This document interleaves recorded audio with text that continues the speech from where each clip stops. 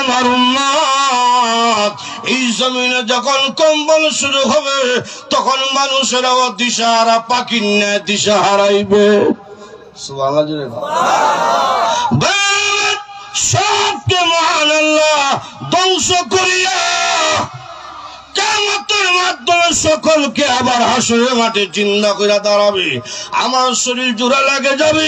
ওয়া আখরাজাতিল আরদু আসকালাহা, এই জমিনের নিচে যা আছে সব সেদিন বের হয়ে যাবে। তাফসীরে কিতাবে আনছেন সোনা দানা মণিমুক্তা যা আছে জমিন ছেড়ে দিবে। শুধু তা না, এই জমিনের নিচে যত কঙ্কাল বটি আছে সব জিন্দা হইয়া হাসরের মাঠে উঠবে। জিন্দা হওয়ার সময় আমার নখ তো পয়সা গেছিল, সব জোড়া লাগবে। আল্লাহ নবী রাহমাতুল লিল আলামিন বলেন, খতনা করার সময় আগাটা কই খাচ্চা রাখছিল, কই যে খাচ্চা ভালাইছে এটা কেউ হইতে পারে না। এটা আছে না হচ্ছে গেছে আমরা কেউ জানি না, কিন্তু রাসূল বলেন খতনার টুকরাও ওটার সময় জোড়া লাগবে। ঈশা সুবহানাল্লাহ বলেন।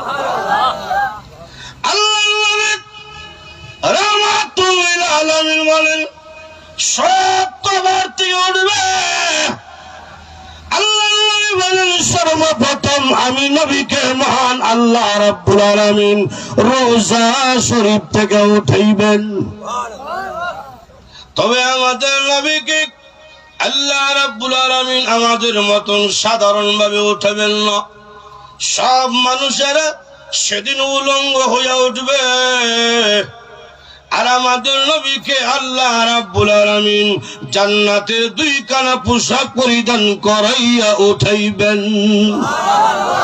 আল্লাহ রাব্বুল আলামিন জিবরাইলকে বলবেন, জিবরাইল জান্নাতের পোশাক নিয়ে জমিনে যাও, আমার বন্ধু রওজা মুবারকের কাছে যাও, জান্নাতের পোশাক পরিধান করাইবা, এরপরে আমার বন্ধুকে উঠাইবা। এমনি জিবরাইল নবীজি রওজা মুবারকের সামনে আসবেন, আসার পরে সালাম দিবেন, আসসালাতু ওয়াসসালামু আলাইকা ইয়া রাসূলুল্লাহ, আসসালাতু والسلام عليك يا حبيب الله। جل كنا سبحان الله। وقال النبي উঠুন, জান্নাতের পোশাক নিয়ে এসেছি। আল্লাহর নবী রাহমাতুল লিল আলামিন বলেন, জিবরাইল যখন আমাকে সালাম দিবি আল্লাহ রাব্বুল আলামিন তখন আমার রোজার মাটিকে দুই দিকে সরাইয়া দিবেন। নবীজির মাথা মুবারক তখন বের হয়ে আসবে। জিবরাইল জান্নাতের পোশাক ছেড়ে দিবেন। নবীজি ডাকদা বলেন, জিবরাইল জান্নাতের পোশাক পরিধান করবো পরে আগে আমার সংবাদ দাও, কিয়ামতের মাঠ কি কায়েম হয়ে গেছে? কিয়ামতের মাঠ যদি কায়েম হয়ে যায় আমার গুনাহগার উম্মতের বেলায় আল্লাহ রাব্বুল আলামিন কি সিদ্ধান্ত নিয়েছেন ওইটা আগে আমার শোনাও। যতক্ষণ পর্যন্ত আমার উম্মতের সম্মাদ আমাকে না দেওয়া হবে আমি নবী ঘোষণা দিলাম জান্নাতের পোশাক আমি পরিধান করব না। চিন্তা করেন উম্মতের প্রতি নবী কি ভালোবাসা, কি দরদ। সুবহানাল্লাহ জোরে কোন। জিবরাইল বলবেন, ওগো আল্লাহর নবী এখনো কোনো পয়গাম্বর উঠেন নাই, এখনো কোনো মানুষ উঠে নাই, আপনি শ্রেষ্ঠ নবী, আপনার সম্মানার্থে মহান আল্লাহ জান্নাতের দুইটা পোশাক আল্লাহ প্রেরণ করে দিয়েছেন। সুবহানাল্লাহ জোরে বলেন। আল্লাহ বলেন আমি নবীকে আল্লাহ রাব্বুল আলামিন দুইটা পোশাক পরিধান করাবেন। আর এক বর্ণনা হইল আদম পয়গম্বরকে জান্নাতের একটা চাদর আল্লাহ পরিধান করে হাসরের মাঠে উঠাইবেন। আর এক বর্ণনা হলো ইব্রাহিম পয়গম্বরকে জান্নাতের একটা চাদর আল্লাহ পরিধান করাবেন হাসরের মাঠে। আর সব থাকবে উলঙ্গ। এমপি নাই, মন্ত্রী নাই, রাষ্ট্রপ্রধান নাই, সব উলঙ্গ। কথা কোন ঠিক নেই? দুনিয়ার জমিনে বেড়া গাড়ি তুইবার জায়গা নাই। মন্ত্রী গাড়ি দেয়া গেলে গাড়ির সামনে পুলিশ কয়েক দর্জন, পিছনে পুলিশ কয়েক দর্জন আসেনি। পুলিশের অভাব নাই, আর হাসরের মাঠে লঙ্গি নাই। কথা কোন ঠিক? সব উলঙ্গ।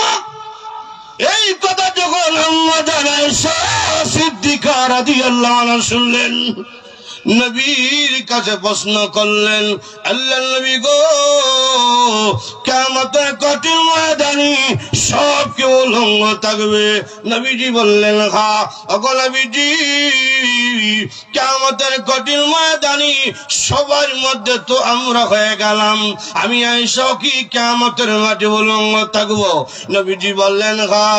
ওগো নবীজি, আমি আয়েশা তো সাধারণ কোন মহিলা না, আমি আয়েশা গো এমন একজন মহিলা যে আয়েশা রাদিয়াল্লাহু আনহার চরিত্রের প্রশংসা বয়ান করতে গিয়ে মহান আল্লাহ রাব্বুল আলামিন সূরা নূরে 11 নম্বর আয়াত থেকে নিয়ে 21 নম্বর আয়াত পর্যন্ত 10 খানা আয়াত আম্মা জান আয়েশার শানে আল্লাহ নাজিল করছে। বললেন নবী, আমি ওকে উলঙ্গ থাকবো? নবীজি তখন বললেন হ্যাঁ। ওগো নবীজি, আপনার কলিজার টুকরা মেয়ে ফাতেমা, যে ফাতেমা তো সাধারণ কোন মহিলা না, যার সম্পর্কে আপনি বলছেন ফাতেমা হইল জান্নাতের মহিলাদের সর্দারনি। ওগো নবীজি, ফাতেমা কি সেদিন উলঙ্গ থাকবে? নবীজি বললেন হ্যাঁ। ওগো নবীজি, আপনার সবচেয়ে আদরের স্ত্রী খাদিজাতুল কুবরা, তিনি তো সাধারণ কোন মহিলা না, তিনি এমন একজন মহিলা যেই মহিলাকে মহান আল্লাহ রাব্বুল আলামিন নিজে সালাম দিয়েছেন।